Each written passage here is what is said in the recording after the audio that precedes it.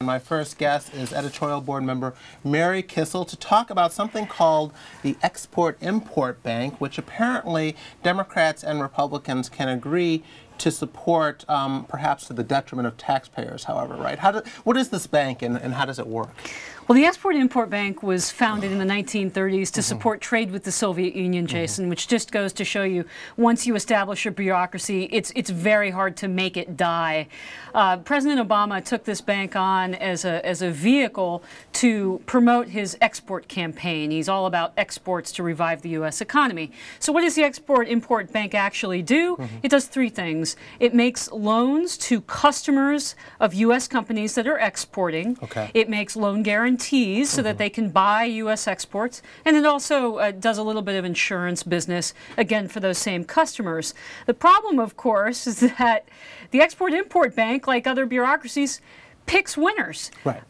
So, you know, it was a $100 billion institution, and just this week, actually just earlier this week, President Obama not only reauthorized this bank, but he expanded it by $40 billion. Well, we have a lot of extra money lying around Washington What's these an days, extra $40 billion?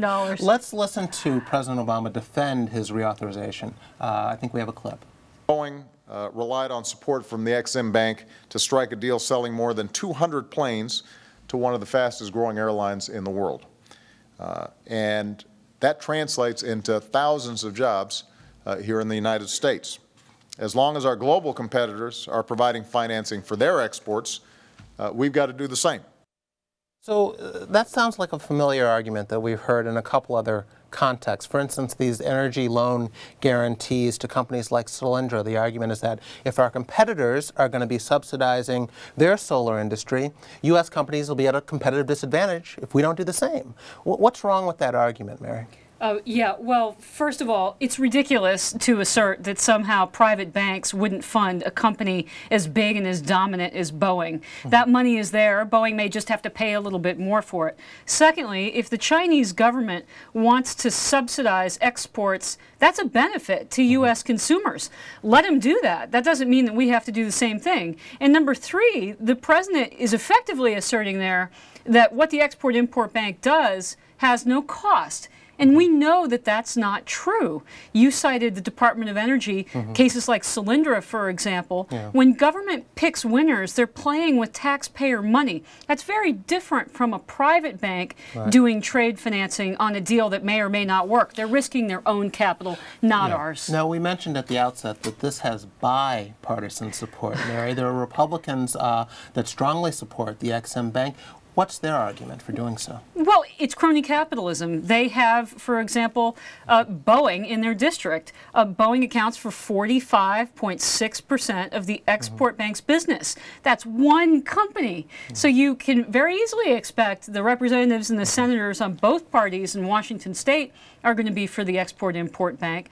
And the same goes for other big companies that the Export-Import Bank supports and their representatives. It's crony capitalism at its worst. So when defenders of the bank say it's necessary for when commercial funding isn't available, that's not an argument that taxpayers in particular should buy. And we should note that polls show that taxpayers or voters, by and large, the voting public is opposed to providing this taxpayer backstop for these loans. But when people say we need it because for those times when commercial funding isn't available, if the commercial funding isn't available, Mary, that might tell you something about the quality. Yeah, well, first of all, Jason, the bank never says where exactly this funding is not available. Export-Import Bank CEO Fred Hochberg made exactly that statement after the Senate passed the bill.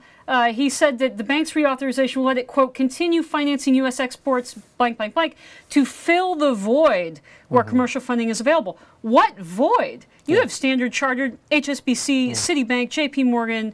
I can go right down the list. They're all over the world, Jason. And it's an argument, I mean, that you can turn on itself because, you know... Yeah, if private banks aren't funding it, why should the U.S. taxpayer be backing it? Exactly. It's absolutely the government absurd. crowding out the private sector in effect by supporting this.